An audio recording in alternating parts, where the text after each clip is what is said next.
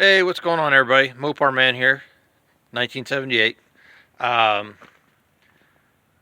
Off today, but the weather's kind of crappy, and luckily so far, um, we had rain this morning and it stopped. It's been gone most of the day, but we got a lot of cloud cover, cold, that sort of thing. Possibly supposed to gonna rain again tonight. I'm out here. This video is gonna focus on. This is gonna be part one of the oil modifications and whatnot to the different parts of the Slant 6. Or maybe some of the channels left off, or they didn't bother to go deep enough. I'm going to go into detail, a little bit more detail. Um, Stuff that I already know about, stuff that I've read about, stuff I've picked up, whatnot. Anyway, today we're going to focus on um, looking at the clearance between the oil pan and where we're going to set the windage tray for the Slant 6 170. Let me go ahead and show you. All right. As you can, if you watch some of my older videos, you'll see the one where I did I made all the measurements and cut out a template out of cardboard. I'm going to make a little bit better ones than this, but this here is the back section of the pan, and this is the front section. So you can see how it goes. Sorry about that. There you go. The long side is for the pickup tube, oil pickup tube. The short side is for the dipstick, and then that gap there to help drain. This is where you cut out.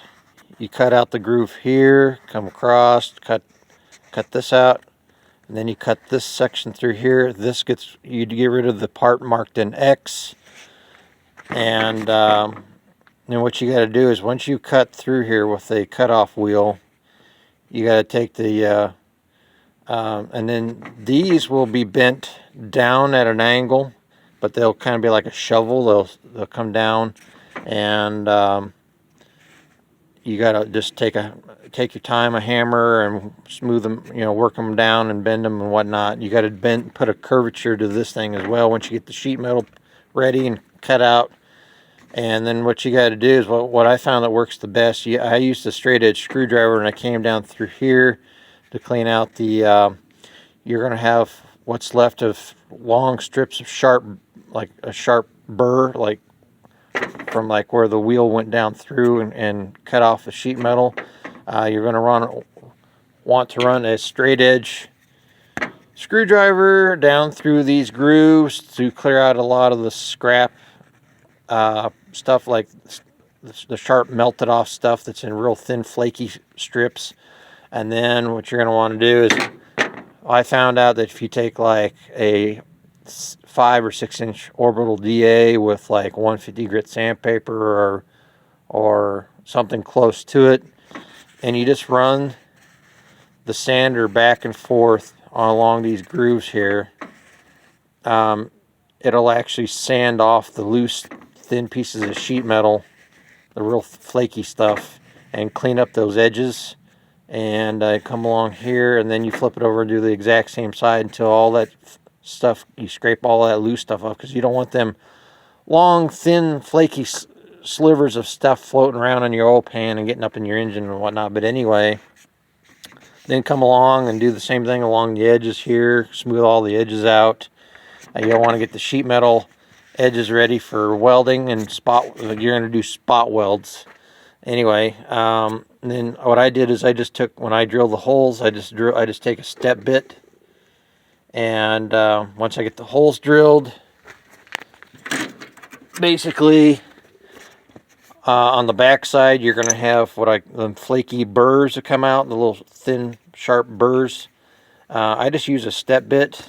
So what I'll do is I put this down and anchor it to the table, and then come down with the drill and come down just enough to where this edge right here, right before it steps up to the next size, it comes down and cuts that stuff off, makes it real nice and clean. Anyway, there's that. And then, because what you're going to want to do is you're going to want to make sure, because that oil pan, once you fill that oil pan up with 5 quarts to simulate, or water to simulate the oil that's in the pan, and you got it all level and flat like I talked about in the last video. Once you get the curvature done in there, you're going to have to shape it, bend it. I had to use a combination of a piece of maybe like 3-inch round pipe, and then hold onto this on each side with both hands and kind of work your way, kind of like you're using an old English wheel to bend and shape the metal, so to speak. Anyway, and then keep rechecking, set it down in the pan, keep rechecking it for the proper curvature and stuff. And then your goal is, once you get it contoured where you're wanting it, you want to make sure when you take your measurements that when the oil is all the way filled up in the pan like it's supposed to be, this is just right above the oil level, not submerged, not down below in the oil, but just right above it. And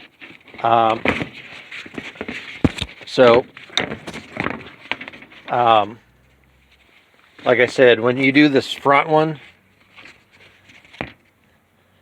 these will be curved down, and they'll be down just enough where they rest on the bottom of the oil pan. So there's going to be a slight gap. I don't remember the exact measurements, but I'll give that to you probably in part 2. Whatnot. Well, I'll work you through the steps. But anyway, and like I said, this section's all open, and you want to make sure you get all this smoothed out, like 320 grit. And then what I did is I went back over everything with a Scotch-Brite pad and smoothed all this area out where the oil's going to be landing. And once I got both sides all prepped, I wiped it. I took microfiber cloths with carbon choke cleaner and wiped them all down. Well, anyway, this has plenty of holes to drain, but yet at the same time, when you come to a stop, put on the brakes, the oil that rushes towards the front of the pan. This right here is going to be around the front lip of the pan, and you only want maybe 1/8 of an inch gap.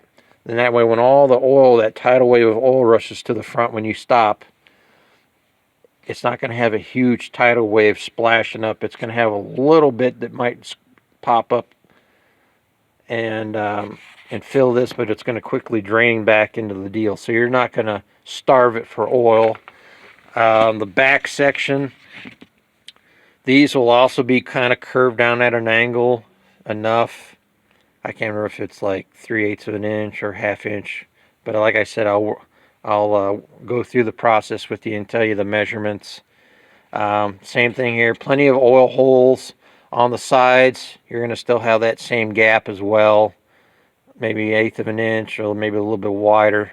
That way the oil that runs down on the side of the block inside runs down and down the wall, the oil pan, and back in. So and then the same thing back here, because when you take off like at the drag strip or from a stoplight, and you get, all that tidal wave of oil is going to come back, and you don't want it. That's what the whole thing about the windage tray is hitting all them counterweights on the crankshaft and all that stuff. Well, this, if you leave just a tiny bit of gap here, it still allows a tiny amount of splash, but not enough to affect the rotation assembly. But whatever splashes up will drip back down. And this one here, you'll have to cut it out on the sides here, and then you're going to have to heat this up and tap it down with I used a ball peen hammer, because this you've got a piston rod cap that comes down. The bolt comes right through here, and if you don't have this cut and then bent down like this, and then the middle section, it's going to be cupped like this. That way, when it rotates, even under torque, it's not going to come down here and scrape. I had to double check that to make sure, because when I put my oil pan on the first time with the windage tray, and I rotated it by hand real fast with the ratcheting breaker bar, I could hear that bolt barely rub against that, so I had to heat that up and tap it down and put a curvature in it. Anyway, so like I said, it's not going to starve for oil, all that stuff. I've already been through all that. Even I talked to Uncle Tony on the phone quite a while back when I was making this. People, whatnot, told him that I thought I was going to starve the engine, but no, I've got the proper drainage and stuff in it. Somebody's needing a template made for their Slant 6, get with me in the comment section or Facebook or whatever. Send me a... Anyway, but something else I wanted to show you. Let's see, maybe I might not need the flashlight. There we go. Okay, you can see down in there, I didn't really measure this, but basically it's a short socket. It's a 13 millimeter, which is, we're not really worried about the width, we're worried about the height. And I'll have information on that. So I'm setting that down in there, and of course I got this pan bolted up without a gasket in it, so which it means this is what you want to do. You want to take the gasket out of the equation, bring the pan up, and then take your measurements. As you can see in there, let's see if I can focus, there we go. Now watch this. Let me slide it back in there. Okay, now. Okay, it's going to clear the, as you can see, going to clear that counterweight. Now wait for it. There's the top, there's the piston cap. It gets within just outside the measurement of 1/8 of an inch. And let me put it over here on the side. I'll run it through again.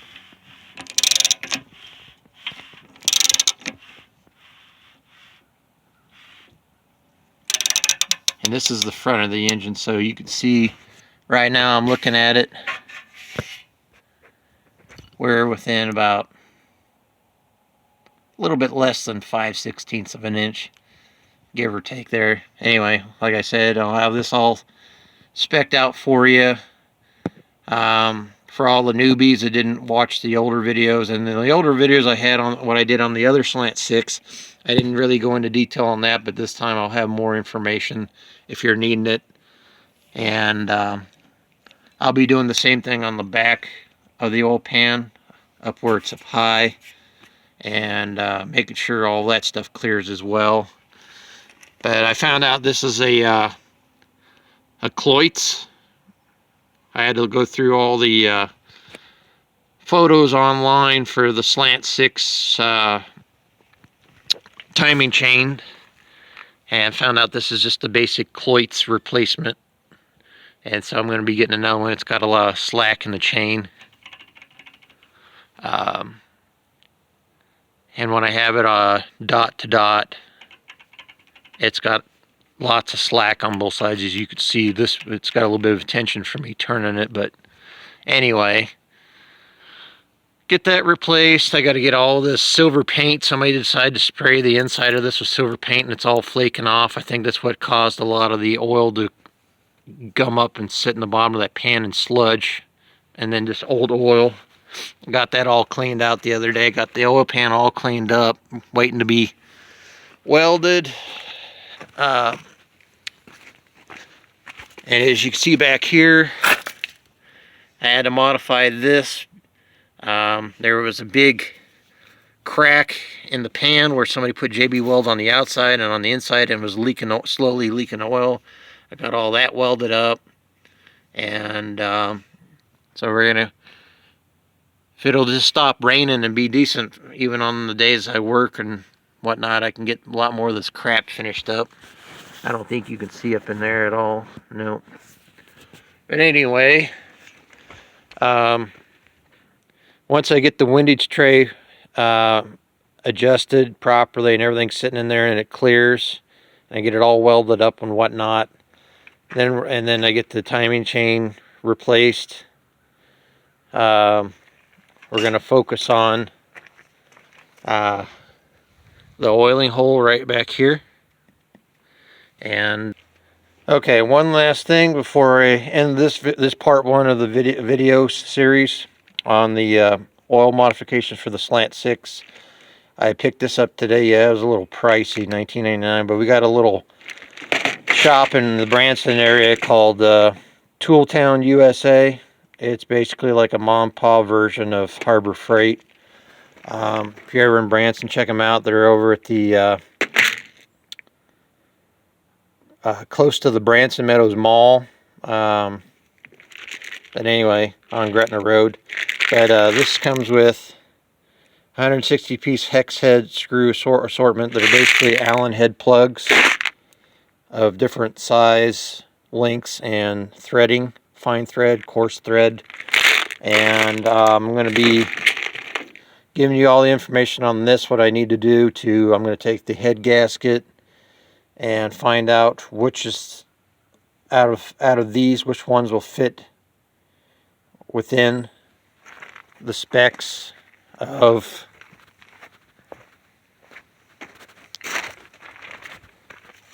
working for this, because I don't know how thick these walls are. I want to say they're pretty thick on this hole here. But the problem is, I don't know if you can really see that circle in there. That's where the head gasket is, and how much of a gap I got on one side. One side's a little thicker than the other side. The other side, the hole comes right up close to the edge of the gasket. But I got to be able to get a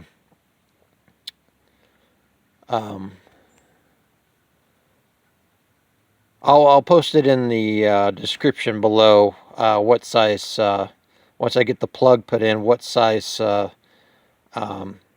plug, and then what size drill bit you need to use to drill the hole through to restrict the oil to going, to slow the oil down going up to the head while keeping more oil to, like I said, to the rod bearings and the main bearings. Anyway, if I don't, I'll do that, and then in part 2 I'll talk about it in the video. Either or, you're going to get the information on this. Another thing, like I said in the last video, is that oil hole right there, that outer edge is going to have to be ground off and smoothed out. And what I do is I usually take a wad of toilet paper or Kleenex or something, or shop towel, and put in there, and then I go ahead and grind around in there and get all that cleaned up. I use a shop vac, and I some carbon choke cleaner and whatnot, microfiber cloth, get it all cleaned out. And then what I do is I get a pair of real small hobby long nose needle nose pliers and pull that piece of wad of paper out of there.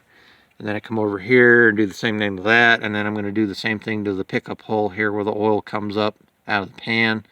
And then I'm going to modify the ports on the oil pump when I get the oil pump as well. So stay tuned for all that. And like I said, stay tuned. I know I'm repeating myself, but anyway, it's getting dark. I don't want it to start raining while I got all this stuff uncovered. Till next time, take care. Stay safe.